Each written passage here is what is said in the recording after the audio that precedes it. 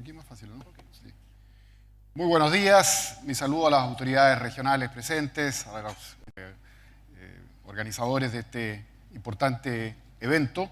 Voy a hacer una breve presentación bajo esta idea de actuar aquí y ahora, si es posible o no recuperar el crecimiento económico en Chile.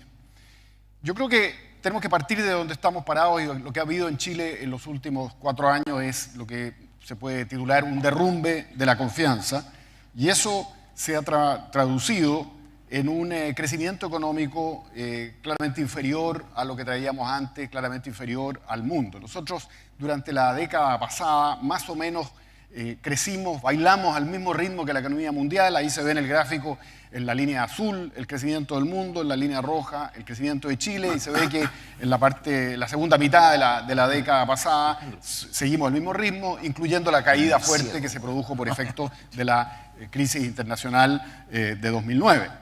Pero ya a comienzos de esta década, bajo el gobierno del expresidente Piñera, tuvimos una recuperación muy rápida, nos fuimos a un crecimiento sistemáticamente por sobre la economía mundial, la línea roja yendo por arriba del azul, y a partir del comienzo de este gobierno nos fuimos por debajo y estamos con un crecimiento decreciente, digamos, a tasas cada vez inferiores.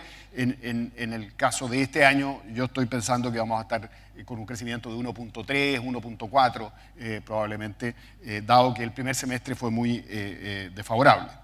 Obviamente, detrás de este comportamiento tan, digamos, deprimente, hay diversos factores, siempre es así. Uno muy importante es la caída del cobre. No es que haya habido una crisis internacional como la que hubo en el 2009, pero hubo sí una caída del cobre que afectó. Pero yo creo que la principal responsabilidad está en el giro de las políticas económicas durante este periodo presidencial. En cuanto al cobre, hubo una caída fuerte del cobre, que se observa ahí en el gráfico de mano izquierda, llegando el año pasado a topar el precio del cobre a lo que es el promedio histórico en términos reales de los últimos 25 años. Ya hay una recuperación este año hacia 2.70, hoy día está el cobre transándose cerca de los $3, todo lo cual es muy auspicioso. La caída del cobre obviamente produce un frenazo en la inversión minera y sus efectos multiplicadores, y eso es uno de los factores que hemos sentido en la economía, y produce una pérdida de ingresos importante para el país. Uno puede calcular que más o menos se deben haber perdido unos $6.000 millones como ingreso nacional por año, si compara el promedio de lo que han sido los últimos 4 años con el promedio de lo que fueron los previos 4 años en materia de cobre. Sin embargo, en ese análisis suele ignorarse que junto con caer el cobre, cayó el petróleo. Recordamos el cobre cercano a $4 a comienzos de la década, pero nos olvidamos que entonces el petróleo estaba sobre los $100 y hoy día ha caído bajo, en torno a los 50, hoy día está en torno a $52 por barril. Ese, como se ve en el gráfico de mano derecha, es un punto inferior al promedio histórico, y esa caída del precio del petróleo significa menores costos, menores cuentas de energía, significa mayores ingresos para el país. O sea, lo que el país ahorra por la pérdida del petróleo es bastante parecido a lo que dejó de ganar por el cobre. Más o menos se compensa, queda una cuenta más o menos de $2.000 millones al año en contra, que es importante, pero está muy lejos de ser el efecto absoluto de la caída del precio del petróleo.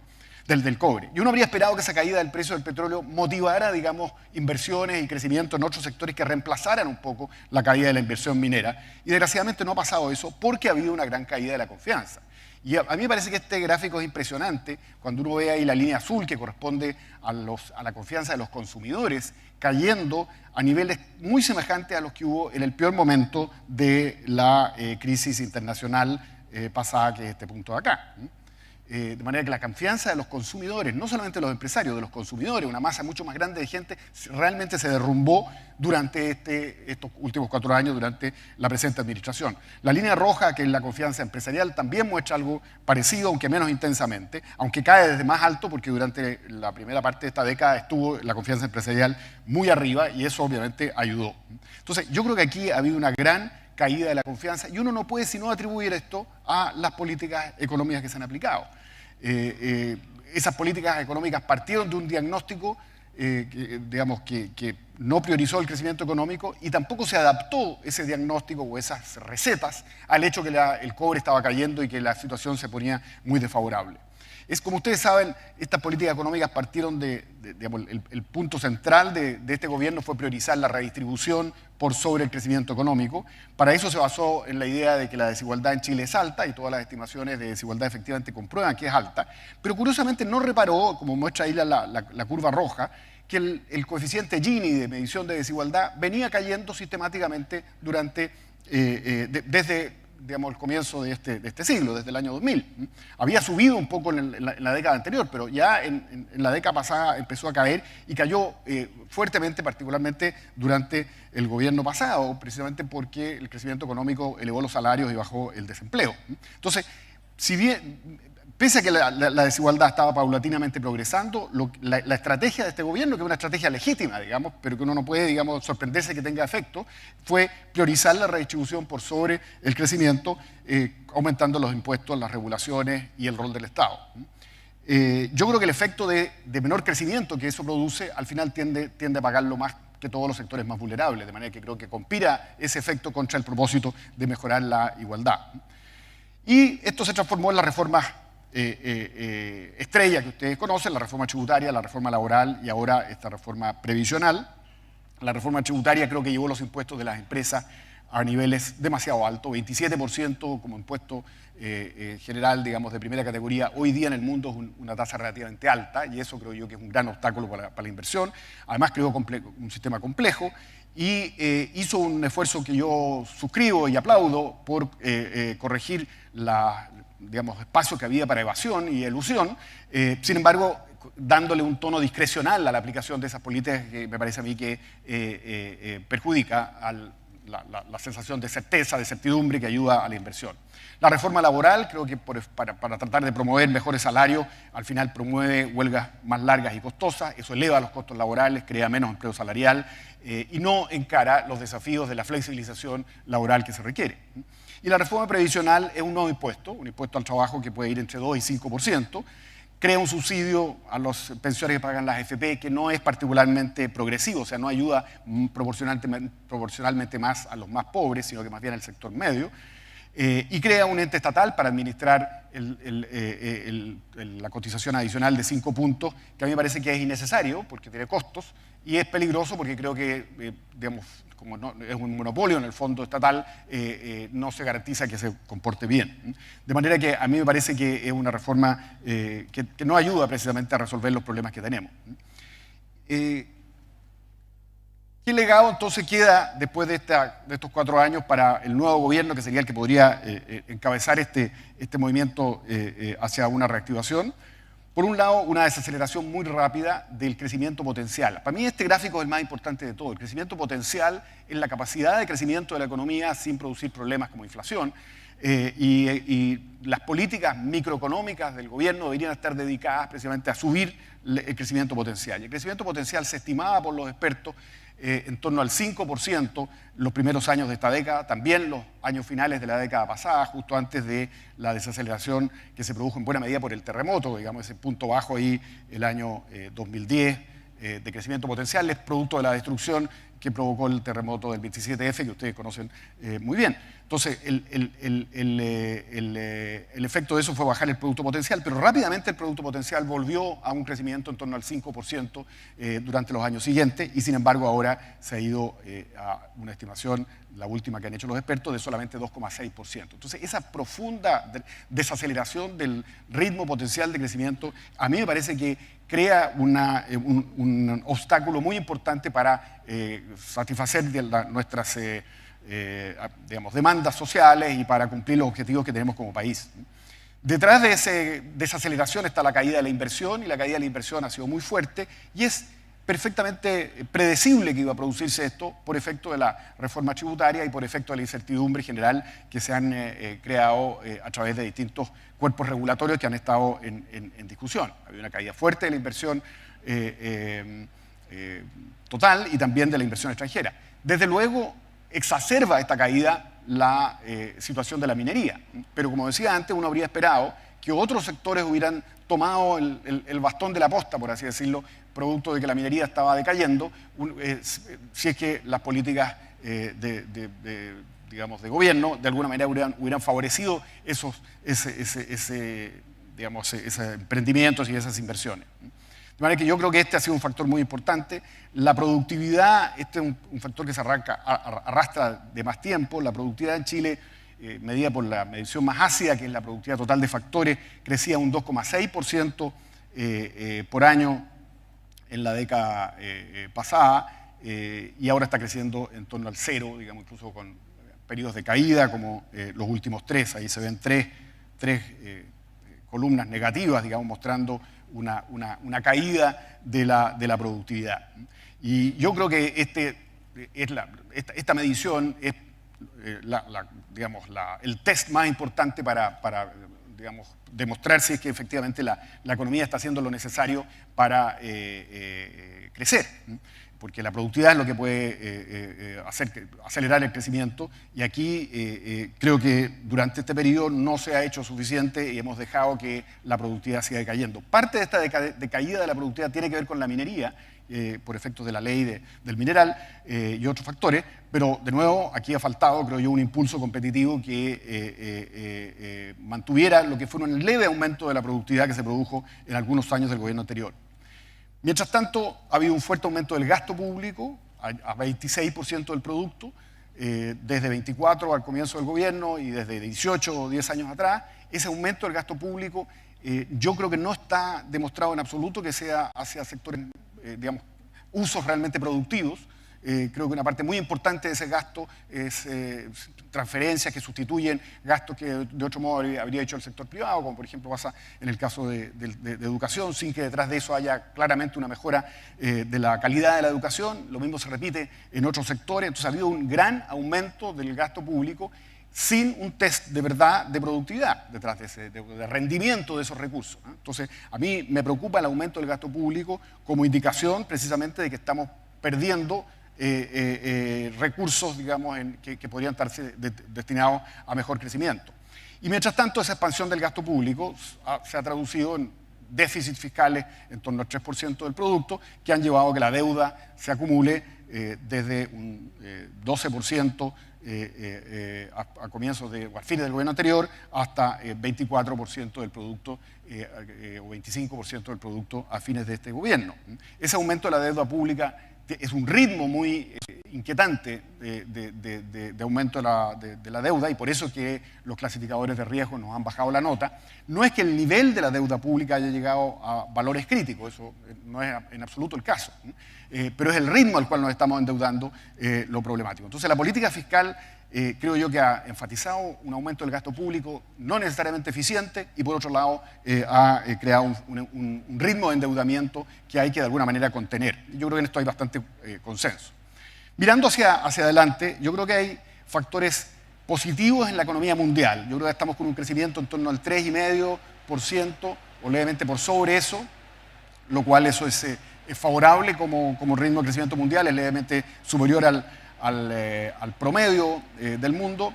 Estados Unidos venía creciendo bien, últimamente hay ciertas señales de inquietud. Yo creo que el descrédito que está sufriendo el gobierno del presidente Trump creo que puede ser un problema, digamos, para la economía mundial a futuro, en el sentido de frenarlo, pero en general estamos con un crecimiento bastante significativo y bastante digamos, uniforme en las distintas regiones del mundo, con Europa creciendo también, con China comportándose bien. La inflación está baja, los intereses entonces van a subir muy paulatinamente, y el cobre se ha ido, como decíamos, a cerca de $3, mientras el petróleo se mantiene en 50. O sea, los términos de intercambio se están volcando a favor nuestro, con el cobre subiendo y el petróleo quedándose atrás.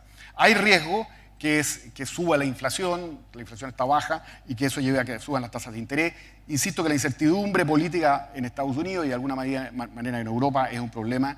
La desaceleración de China ha sido una gran duda, hasta ahora no se ha producido, y la situación latinoamericana, particularmente brasilera, es inquietante. Así que obviamente hay riesgo, pero en el grueso creo yo que el escenario, como uno lo percibe hoy día, mirando hacia este otro año, se ve favorable. En lo interno tenemos una economía nacional que está bien preparada para surgir, con inflación baja, con intereses bajos, con capacidad ociosa disponible, estas mediciones de brecha de producto en torno al 2%, y con disponibilidad de fuerza de trabajo, particularmente femenina y juvenil, donde nuestras tasas de participación laboral todavía son inconvenientemente bajas. Mientras tanto, obviamente hay obstáculos que son estas malas expectativas, pero yo creo que eso es superable rápido con buenas políticas. Hay estrechez fiscal, la predicción es que la deuda pública podría llegar a 30% del producto desde 25% hacia fines del próximo gobierno. La caída del producto potencial, la herencia de estas reformas que hay que corregir y la duda respecto de del grado de polarización política, si va a ser posible o no los acuerdos necesarios para rectificar esas reformas o hacer otras que sean pro crecimiento. Dicho eso, yo creo que el gran desafío es volver a subir el producto potencial. Creo que debemos acercarnos a un producto potencial que desde menos de 3% crezca 4% o algo así hacia fines del próximo gobierno y probablemente entre 4 y 4,5 en 8 años más. Creo que eso es factible de hacer a través de un fuerte aumento de la inversión. La tasa de inversión debe subir del 22% a algo así como el 25%. Yo creo que con buenas políticas ya hay ciertos síntomas de recuperación de las exportaciones de bienes de capital que podrían prolongarse hacia el próximo periodo y tener entonces que el próximo año la inversión sea la que lidere el crecimiento económico con una expansión del orden de 6%. Y eso permitiría que el crecimiento del producto el próximo año esté entre 3 y 3,5, siendo entonces la inversión la que lleve la fuerza. Yo creo que para esto es clave una reforma tributaria que alivie los impuestos al ahorro empresarial a través del 27% de primera categoría. Y es sumamente importante revisar el sistema de evaluación de permisos ambientales. Yo creo que el episodio de la mina Dominga refleja claramente eso. Ese es un sistema ambiental que se ha politizado en extremo. Yo creo que hay que revisar el sistema de evaluación de impacto ambiental y mi preferencia personal es avanzar hacia un sistema, una suerte de banco central de los permisos medioambientales o de la evaluación medioambiental y socioeconómica de los proyectos, de manera de que las autorizaciones estén a cargo de una institución autónoma, al margen entonces de la influencia política de corto plazo que se manifiesta hoy día a través de las comisiones regionales y el comité de ministros en el sistema de evaluación de impacto ambiental. Junto a eso hay otras cosas que hacer para despejar espacios que en la legislación después favorecen en exceso a la judicialización de las autorizaciones. Son cambios legislativos, pero creo que en este momento la primera prioridad sería darle al servicio de evaluación ambiental un carácter autónomo. Es necesario reimpulsar la productividad, como hablábamos, la productividad ha estado cayendo, creo que es perfectamente alcanzable recuperar un crecimiento de la productividad del orden de 1%, como llegamos a tener en algunos años a comienzos de esta década. Yo creo que eso exige una batería de reformas microeconómicas. A mí me tocó como ministro impulsar una agenda en esa materia. Creo que este gobierno ha hecho algo de eso también, pero hay que darle, creo yo, mucho más fuerza a la lucha contra la burocracia, contra las barreras de entrada que impone la burocracia o los intereses creados para crear más competencia, y eso facilita el emprendimiento y la innovación. Por ahí va el camino, creo yo, para mejorar la productividad. Y eso es una tarea larga, detallada, con dificultades políticas, hay obstáculos que resolver, pero es imposible que esa tarea se pueda hacer bien si es que el gobierno, desde la primera autoridad hacia abajo, no tienen un compromiso real por el crecimiento económico. Y naturalmente, si hay más crecimiento económico, debe haber más y mejores empleos. En esa materia, durante este gobierno, el desempleo ha subido, pero muy moderadamente, y eso ha sido una buena noticia. Sin embargo, eso ha ocurrido básicamente porque ha aumentado muy fuertemente los trabajadores por cuenta propia, que bueno, son al final una fuente de ingreso y de trabajo, así que está bien, pero naturalmente sería mucho más conveniente que fueran empleos más permanentes de carácter asalariado. La tasa de crecimiento del empleo asalariado se muestra ahí en el gráfico de mano derecha y ha ido cayendo sistemáticamente para llegar a algo en torno a 0 recientemente. Yo creo que aquí con crecimiento económico hay espacio para que el desempleo baje algo y sobre todo para atraer hacia la fuerza de trabajo empleo femenino y juvenil. Ahí están las cifras. Nosotros estamos con un empleo femenino de 52% contra 59% en el caso de del promedio de los países desarrollados, esto como porcentaje de la fuerza laboral y en el caso, o sea, de la población, digamos, femenina, y en el caso en edad de trabajar, y en el caso de los jóvenes, 29% en Chile, 41% en los países desarrollados. O sea, estamos con una baja participación laboral, aquí hay un espacio para crecer.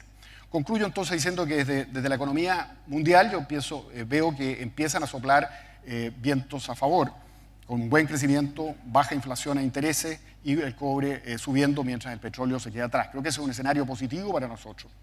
Pero el próximo gobierno heredará una carga pesada, malas reformas, estancamiento productivo, estrechez presupuestaria. De manera que esa es una tarea que va a ser difícil de resolver. Sin embargo, yo soy gran creyente en la capacidad de un nuevo gobierno que se juegue por el crecimiento económico para encender la confianza, encender las expectativas empresariales y las expectativas de los consumidores y hacer entonces que la demanda y particularmente la inversión se recuperen rápido. La experiencia del 2010 y también de casos anteriores me hace concluir que uno siempre se sorprende con la velocidad con que una economía relativamente pequeña como la nuestra reacciona a las buenas señales, y por eso soy optimista respecto de que si se vuelve a priorizar el crecimiento, se despejan las incertidumbres y obstáculos regulatorios que entraban la inversión, la productividad y la creación de empleo, vamos a poder volver a tomar un crecimiento razonable en torno al 3,5% a 4% a lo largo del próximo periodo. Muchas gracias. Muchas gracias, Juan Andrés.